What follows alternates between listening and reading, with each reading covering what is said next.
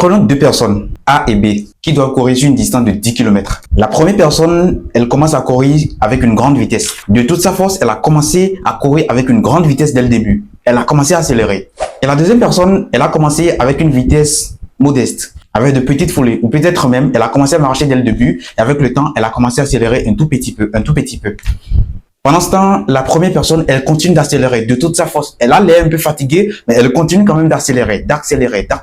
D'après vous, entre ces deux personnes, on est certain que qui peut arriver à la destination? Je pense que la question est très vite répondue. La personne qui évolue avec une vitesse modeste.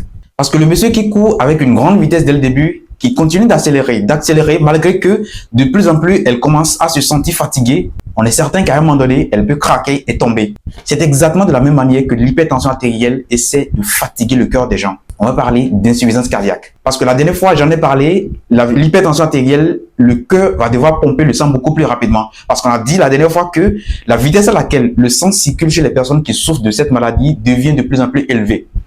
Qu'est-ce qui met le sang en mouvement?